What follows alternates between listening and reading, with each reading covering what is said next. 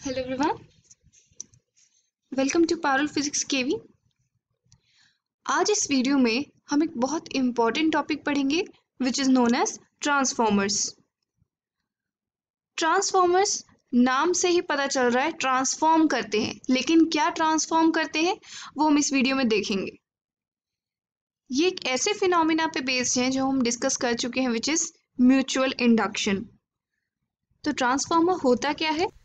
It is a device which is used to change the AC voltage। जो हमारे पास alternating voltage आती है उसका मैग्नीट्यूड बढ़ाना या फिर कम करना, ये काम होता है ट्रांसफॉर्मर्स का। The transformer which is used to increase the AC voltage is called step up transformer। जो उस वोल्टेज को बढ़ाता है, let us suppose ये ओरिजिनल AC वेव है, हमने अगर इसका मैग्नीट्यूड बढ़ा दिया, इसके इंक्रीज कर दी वोल्टेज को, तो इसके लिए हम जो डिवाइस यूज करेंगे वो होगा स्टेप अप ट्रांसफॉर्मर। इसका बहुत अच्छा एग्जांपल है कि जो हमारे पावर स्टेशंस पे जो इलेक्ट्रिसिटी प्रोड्यूस होती है उसकी वोल्टेज कम होती है, लेकिन जब हम ट्रांसमिट करते हैं इलेक्ट्रिसिटी को एक जगह से दूसरी जगह पे, तो वो बहुत हाई वोल्टेज पे हम ट्रांसफर करते हैं, जिसका रीजन मैं आगे की वीडियो में बताऊंगी। तो इसके लिए हम जो डिवाइस यूज करते हैं उसे बोलते हैं स्टेप अप ट्रांसफॉर्मर।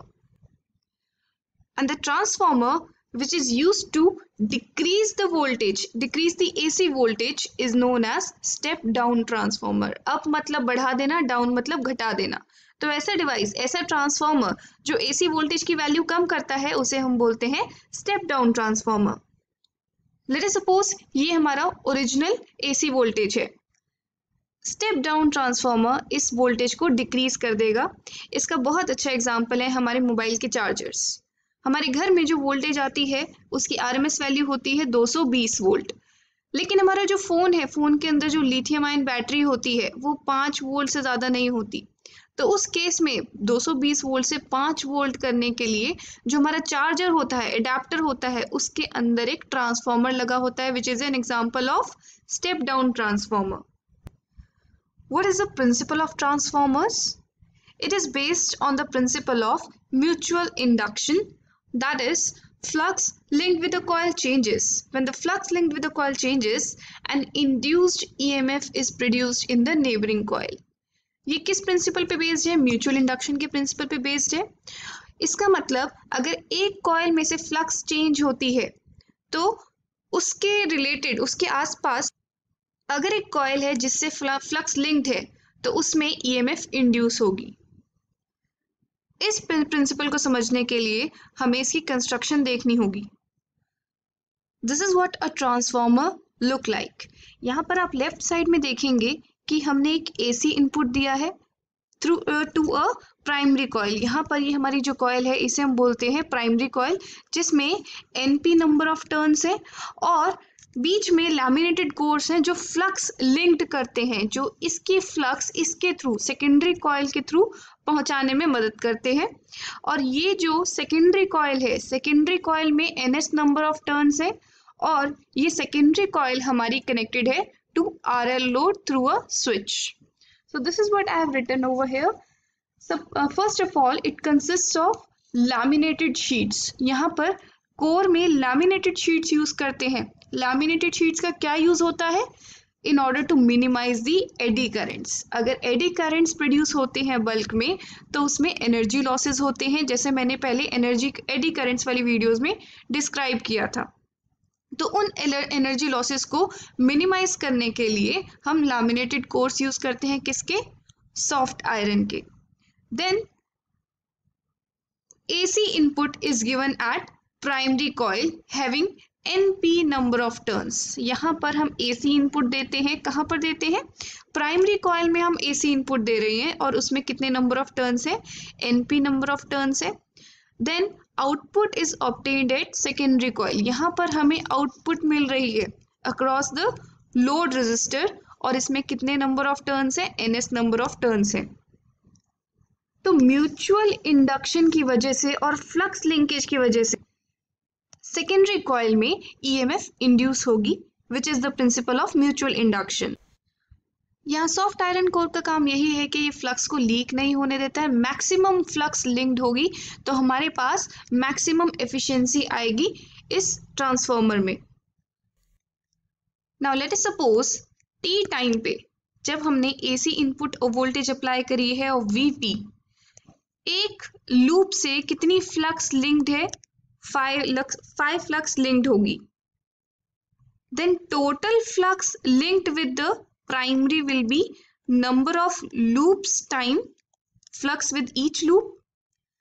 अब हमने एसी इनपुट लगाया है तो इसके अक्रॉस एक ईएमएफ इंड्यूस होगी विच will B negative such that it tries to oppose this change, and according to Faraday's law of electromagnetic induction it will be d by dt of the net flux linked with this coil, which is equal to minus np times d phi by dt.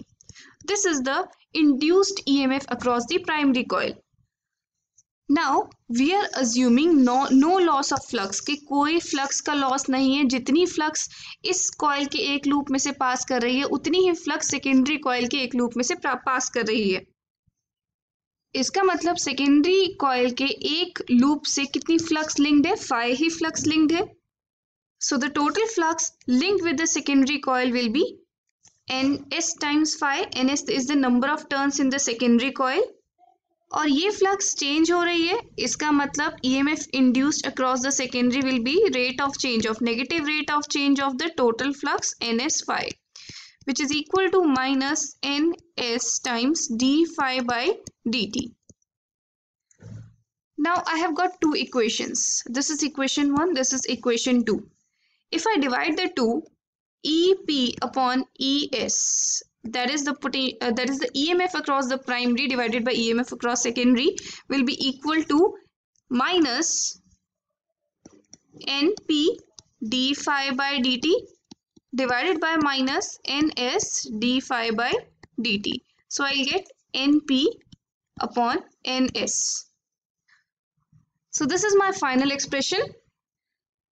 तो इससे हम primary coil के across secondary coil के across induced EMF निकाल सकते हैं which will be equal to the EMF across the load resistance. तो load resistance के अक्रॉस कितनी ईएमएफ होगी, जितनी सेकेंडरी कॉइल के अक्रॉस ईएमएफ इंड्यूस होगी, and that will be equal to NS upon NP times the EMF across the primary coil.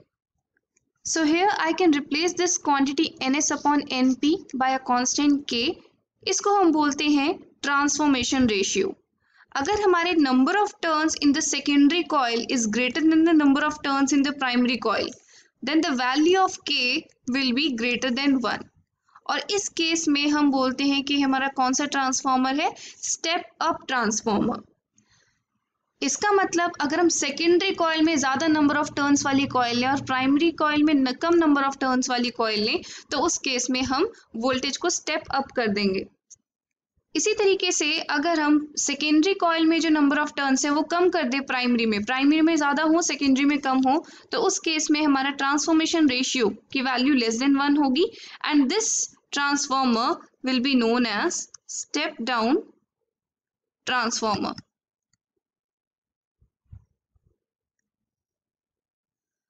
तो step up transformer के case में ES will be greater than EP। हमने voltage को step up कर दिया, और इस स्टेप डाउन ट्रांसफॉर्मर के केस में ES will be less than EP। जो प्राइमरी कॉइल में जो EMF थी उससे कम हो जाएगी सेकेंडरी कॉइल की EMF। So this is how the voltage is step down.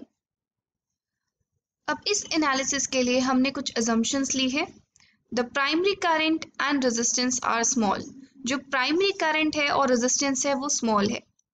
Second, the same flux links both primary and secondary as very little flux escapes the core. And the third is the secondary current is small. Primary current और resistance छोटी होनी चाहिए। क्यों? क्योंकि हम चाहते हैं हमारी हीट लॉस मिनिमम हो। जो कॉइल है उसमें से हीट लॉस मिनिमम होगा अगर करंट और रेजिस्टेंस दोनों स्मॉल होंगी। सिमिलरली सेकेंडरी कॉइल में भी हम चाहते हैं कि हमारा सेकेंडरी करंट स्मॉल हो in order to avoid the heat produced across the coil. और एक और एजम्पशन है कि प्राइमरी और सेकेंडरी दोनों में से सेम फ्लक्स लिंक होनी चाहिए flux leakage should be minimum. अगर हम एक 100% एफिशिएंट ट्रांसफार्मर कंसिडर करें जिसमें कोई लॉस ऑफ एनर्जी ना हो, तो उस केस में पावर आउटपुट पावर इनपुट बराबर होंगी। अगर पावर चेंज नहीं हो रही, जितनी इनपुट है उतनी ही आउटपुट है, it means there is no loss of energy. So this is the formula, that is potential EMF across the coil into the current through the coil. This is the formula for power. So ESIS should be equal to EPIP. तो यहाँ पर हम एक expression obtain कर सकते हैं जिसमें हम सेकेंडरी और प्राइमरी का करंट रिलेट कर सकें। यहाँ पर मैंने ES अपॉन EP को NS अपॉन NP से इक्वेट किया है, जो हम पहले डिराइव कर चुके हैं। So this is the expression which relates primary current with the current in the secondary coil. Now for a step-up transformer, जिसके केस में K की वैल्यू ग्रेटर देन 1 होती है, NS upon NP is greater than 1, number of turns in secondary is greater than the number of turns in primary. Here IP is greater than IS. It means primary coil में जो current है वो secondary coil के current से ज़्यादा है। और अगर हमारा step down transformer है, it means transformation ratio is less than 1 or number of turns in the secondary is less than the number of turns in the primary. In that case, current through the primary is less than the current through the secondary. Now, in order to understand what we have learned so far, अभी तक हमने जितना पढ़ा है, let's take up an example. यहाँ पर हमें number of turns in the primary coil given है 100 turns, number of turns in the secondary coil given है 200 turns. EMF जो हमने प्राइमरी कॉइल के अक्रॉस लगा रखी है, input voltage that is 220 volt, this is the RMS value. और हमें इनपुट प्राइमरी कॉइल में करंट भी पता है। हमें बताना है what is the secondary EMF, जो सेकेंडरी कॉइल है उसके अक्रॉस कितनी EMF जनरेट होगी और हमारी सेकेंडरी कॉइल में करंट कितना होगा। So using the formula ES is equal to NS upon NP times EP। यहाँ पर NS है 200 टर्न्स और NP है 100 turns into EP is 220. Now using this I get 2 into 220 which is equal to 440 volt. This will be the EMF across the secondary or the load resistor. Now we have to find the current in the secondary. उसके लिए हम assume करेंगे कि हमारा transformer ideal transformer है, that is there are no power loss, no energy loss. So here input power should be equal to output power. तो इससे मैं सेकेंडरी कॉइल में करंट निकाल सकती हूँ using this formula and I will get 5 ampere. So if we are asked to calculate efficiency of transformers, it will be equal to output power upon input power. Output power का formula हमें पता है, input power का formula हमें पता है। And nowadays we are capable of making transformers of 95% efficiency और even greater than this. लेकिन ये जो लॉसेस होते हैं ट्रांसफॉर्मर्स में, even when they are small, लेकिन ये लॉसेस होते क्यों हैं, ये हम पढ़ेंगे नेक्स्ट वीडियो में, losses in transformers. So now I hope this topic of transformers is clear to you. That's all for now. Have a good day.